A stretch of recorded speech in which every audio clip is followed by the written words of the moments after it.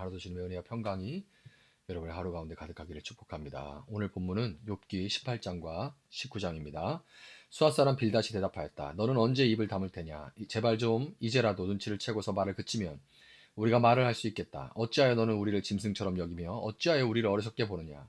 화가 치밀어서 제 몸을 갈기갈기 찢는 사람아, 네가 그런다고 이 땅이 황무지가 되며 바위가 제자리에서 밀려나느냐? 결국 악한 자의 빛은 꺼지게 마련이고 그 불꽃도 빛을 잃고 마는 법이다. 그의 집안을 밝히던 빛은 점점 희미해지고 환하게 비추어 주던 등불도 꺼질 것이다. 그의 힘찬 발걸음이 뒤뚱거리며 제 꾀에 재가 걸려 넘어지게 될 것이다. 제 발로 그물에 걸리고 스스로 함정으로 걸어 들어가니 그의 발 뒤꿈치는 덫에 걸리고 올가미가 그를 단단히 쥘 것이다. 땅에 묻힌 밧줄이 그를 기다리고 길목에 숨겨진 덫이 그를 노린다. 죽음의 공포가 갑자기 그를 엄습하고 그를 시시각각으로 괴롭히며 잠시도 그를 놓아주지 않을 것이다. 악인이 그처럼 부자였어도 이제는 굶주려서 기운이 빠지며 그 주변의 재앙이 늘 도사리고 있다. 그의 살갗은 성한 곳 없이 썩어 들어가고 마침내 죽을 병이 그의 팔다리를 파먹을 것이다. 그는 믿고 살던 집에서 쫓겨나서 죽음의 세계를 통치하는 왕에게로 끌려갈 것이다. 그의 것이라고는 무엇 하나 집에 남아있지 않으며 그가 살던 곳에는 유황이 뿌려질 것이다. 밑에서는 그의 뿌리가 마르고 위에서는 그의 가지가 잘릴 것이다. 이 땅에서는 아무도 그를 기억하지 못하고 어느 거리에서도 그의 이름을 부르는 이가 없을 것이다. 사람들이 그를 밝은 데서 어두운 곳으로 몰아넣어 사람 사는 세계에서 쫓아낼 것이다. 그의 백성 가운데는 그의 뒤를 잇는 자손이 남아있지 않을 것이다. 그의 집안에는 남아있는 이가 하나도 없을 것이다. 동쪽 사람들이 그의 종말을 듣고 놀라듯이 서쪽 사람들도 그의 말로를 듣고 겁에 질릴 것이다. 악한 자의 집안은 반드시 이런 일을 당하며 하나님을 알지 못하는 자가 사는 곳이 이렇게 되고 말 것이다. 아멘. 욥기 19장. 욥이 대답하였다. 네가 언제까지 내 마음을 괴롭히며 어느 때까지 말로써 나를 산산조각 내겠느냐? 너희가 나를 모욕한 것이 이미 수십 번이거늘 그렇게 나를 학대하고도 부끄럽지도 않으냐? 참으로 내게 잘못이 있다 하더라도 그것은 내 문제일 뿐이고 너희를 괴롭히는 것은 아니다. 너희 생각에는 너희가 나보다 더 낫겠고 내가 겪는 이 모든 고난도 내가 지은 죄를 증명하는 것이겠지. 그러나 이것만은 알아야 한다. 나를 궁지로 몰아넣으신 분이 하나님이시고 나를 그물로 덮어 씌우신 분도 하나님이시다. 폭력이다 하고 부르짖어도 듣는 이가 없다. 살려달라고 부르짖어도 귀를 기울이는 이가 없다. 하나님이 내가 가는 길을 높은 담으로 막으시니 내가 지나갈 수가 없다. 내 가는 길을 어둠으로 가로막으신다. 내 영광을 거두어 가시고 머리에서 면류관을 벗겨 가셨다. 내 온몸을 두들겨 패시니 이젠 내게 희망도 없다. 나무 뿌리를 뽑듯이 내 희망을 뿌리째 뽑아버리셨다. 하나님이 내게 불같이 도와셔서 나를 적으로 여기시고 나를 치시려고 군대를 보내시니 그 군대는 나를 치려고 길을 닫고 내 집을 포위하였다. 그가 내 가족을 내게서 멀리 떠나가게 하시니 나를 아는 이들마다 낯선 사람이 되어버렸다. 친척들도 나를 버렸으며 가까운 친구들 나를 잊었다. 내 집에 머무르는 나그네와 내 여종들까지도 나를 낯선 사람으로 대하니 그들의 눈에 나는 완전히 낯선 사람이 되고 말았다. 종을 불러도 대답조차 안 하니 내가 그에게 애걸하는 신세가 되었고 아내조차 내가 살아 숨쉬는 것을 싫어하고 친형제들도 나를 역겨워한다. 어린 것들까지도 나를 무시하며 내가 일어나기만 하면 나를 구박한다. 친한 친구도 모두 나를 꺼리며 내가 사랑하던 이들도 내게서 등을 돌린다. 나는 피골이 상접하여 뼈만 앙상하게 드러났고 잇몸으로 겨우 연명하는 신세가 되었다. 너희는 내 친구들이니 나를 너무 구박하지 말고 불쌍히 여겨다오. 하나님이 손으로 날 치셨는데 어찌하여 너희마저 마치 하나님이라도 된 듯이 나를 핍박하느냐. 내 몸이 이 꼴인데도 아직도 성에 차지 않느냐. 아, 누가 있어 내가 하는 말을 듣고 기억하여 주었으면, 누가 있어 내가 하는 말을 비망록에 기록하여 주었으면, 누가 있어 내가 한 말이 영원히 남도록 바위에 글을 새겨 주었으면. 그러나 나는 확신한다. 내 구원자가 살아계신다. 나를 돌보시는 그가 땅 위에 우뚝 서실 날이 반드시 오고야 말 것이다. 내 살갗이 다 썩은 다음에라도, 내 육체가 다 썩은 다음에라도 나는 하나님을 배울 것이다. 내가 그를 직접 뵙겠다. 이 눈으로 직접 뵐 때에 하나님이 낯설지 않을 것이다. 내 간장이 다 녹는구나. 나는 너희가 무슨 말을 할지 잘 알고 있다. 너희는 내게 고통을 줄 궁리만 하고 있다. 너희는 나를 칠 구실만 찾고 있다. 그러나 이제 너희는 칼을 두려워해야 한다. 칼은 바로 죄 위에 내리는 하나님의 분노다. 너희는 심판하시는 분이 계시다는 것을 알아야 할 것이다. 아멘. 자, 엘리바스와 욥의 두 번째 논쟁 이후에 엘리바스가 한 번 다 돌고 사이클이 돌고 다시 포문을 열었는데요. 그 후에 마치 미리 말이라도 맞춘 것처럼 빌닷이 순서에 따라 등장을 하는데, 빌닷은 시작부터 아주 감정이 몹시 상해 있는 게 티가 나죠. 어찌하여 이런 말들을 계속 쓰고 있어요. 2절에 보면 너는 언제 입을 다물 테냐.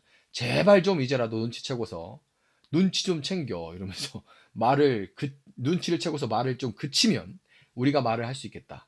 너는 언제 입을 다물 테냐? 개역개정은 여기서 너는이 아니라 너희가라고 되어 있는데 원문도 복수가 맞아요. 그러니까 너는 요 하나만이 아니라 너는 너희가 언제 입을 다물 테냐. 그러니까 엘리바스 소발까지 다 해서 입 좀 다물라는 말이에요. 왜 그러냐면 이어지는 3절에 뭐라고 나오냐면 어찌하여 너는 우리를 짐승처럼 여기며 어찌하여 우리를 어리석게 보느냐 이렇게 돼 있죠. 그러니까 욥이 자기들을 물어뜯는 짐승처럼 여기고 있는데 야, 저 욥이 지금 우리를 짐승처럼 여기는데 니네 무슨 말을 더해? 입 좀 다물어. 이렇게 하고 있는 거죠.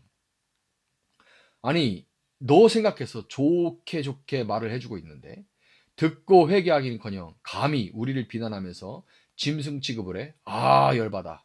이러고 있는 거죠, 지금. 빌닷은 자신들이 욥의 상처에 소금을 뿌리고 식초를 붓고 있는 것은 아랑곳하지 않고 전혀 알지 못하고 사람은 항상 자기 입장이에요. 자기 객관화가 되는 거는 정말 정말 정말 대단한 일인 겁니다. 자기들이 지금 욥의 상처에 막 식초 뿌리고 소금 뿌리고 막 아려서 고통받고 있는 욥이 있는데 그런 건 아랑곳도 않고 그 욥이 아리고 고통스러워서 막 니네 나한테 왜 이래 막 이러면 그 반응에 섭섭함만 드러내고 있는 그런 모습인 거죠. 분노와 섭섭함은 빌닷으로 하여금 감정적으로 포문을 열게 했습니다. 4절에 보면 화가 치밀어서 제 몸을 갈기갈기 찢는 사람아 네가 그런다고 이 땅이 황무지가 되며 바위가 제자리에서 밀려나느냐 이렇게 돼 있죠. 이 말은 욥기 16장 9절에서 욥이 주님께서 내게 분노하시고 나를 미워하시며 내게 이를 가시며 내 원수가 되셔서 살기찬 눈초리로 나를 누려보시니 이 부분을 이제 빌닷이 받아친 거예요. 개역개정으로 욥의 이 말이 그는 진노하사 나를 찢고라고 돼 있어요. 이 말을 토달고 그러니까 말꼬리를 잡아서 스스로 찢고 있는 자야. 너가 찢는 것은 네 스스로 찢는 거다. 네가 그런다고 땅이 황무지가 되며 바위가 제자리에서 밀려나느냐 이렇게 하고 있는 거죠. 기계적 교리주의자인 빌닷답게 욥의 말에서 틀린 부분, 교리적으로 어긋나는 부분을 치고 논박하고 들어간 겁니다. 이 상황에 빌닷은 온몸에 종기가 돌아서 고름이 흐르고 긁어서 찢어지고 피가 철철 나는 처지에 고통스러워서 하나님이 내 몸을 찢으신다고 탄식하는 욥의 말을 꼬투리 잡고 너를 찢는 것이 하나님이란 말은 틀렸다. 너를 찢는 것은 너 스스로이고 네 죄다라고 비판을 합니다. 어떻게 하나님이 너를 찢는다고 말할 수가 있어? 네 말 조심해. 네가 너 자신을 찢는 거고 네가 그렇게 너를 찢는 것은 네 죄 때문이야. 근데 이 말이 교리적으로는 틀린 건 아닙니다. 그런데 왜 우리는 어, 빌닷의 말을 들으면서 요백의 감정이입을 하게 되고 빌닷에게는 분노를 느끼게 될까요? 빌닷의 말이 참으로 기계처럼 냉정하고 그 안에 사랑이, 애정이 없기 때문입니다. 사회에서도 그렇지만 교회에서도 언제나 옳고 그른 것만이 가장 중요한 사람이 있습니다. 옳고 그른 것을 가르는데 교리는 기준이 되어주고 그만큼 중요한 것은 당연하죠.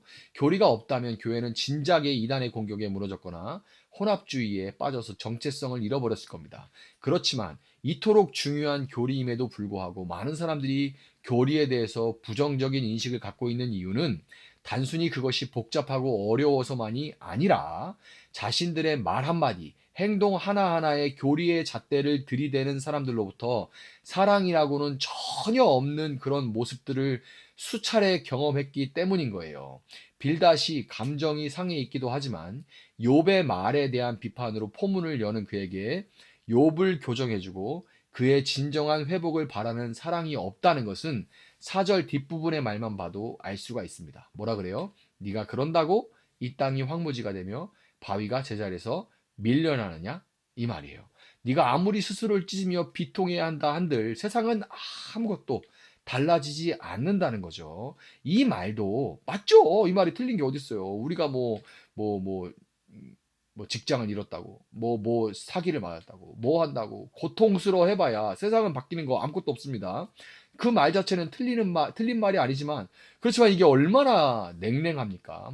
5절에 결국 악한 자의 빛은 꺼지게 마련이고 그 불꽃도 빛을 잃고 마는 법이다. 여기서 악한 자라고 우회적으로 말하긴 했지만 빌닷이 말하는 그 악한 자가 선하신 하나님께 맞서서 불평하고 있는 욥이라는 것은 빌닷도 알고 욥도 알고 있습니다.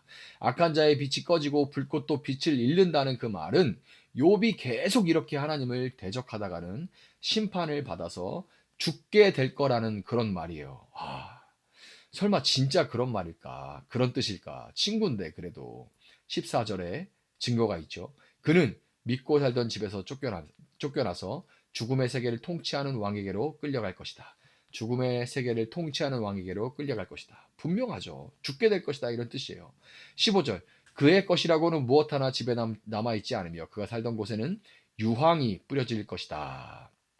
17절 이 땅에서는 아무도 그를 기억하지 못하고 어느 거리에서도 그의 이름을 부르는 이가 없을 것이다. 네가 고통스러워해도 세상은 하나도 달라지지 않고 네가 그러다가 죽는다고 해도 네가 살던 곳도 네 이름도 아무도 기억하지 못할 거다. 정말 무시무시하죠. 빌닷의 이 말은 그가 교리의 잣대로 하나님 자리에 앉아서 욥을 정죄하고 심판하고 있고 거기엔 욥이 하나님 앞에 불평하기를 멈추고 죄를 회개해서 진정으로 회복되기를 바라는 마음은 조금도 없는 겁니다. 여러분 예수님은 마태복음 7장 1절에서 너희가 심판을 받지 않으려거든 남을 심판하지 말아라 이렇게 말씀하십니다.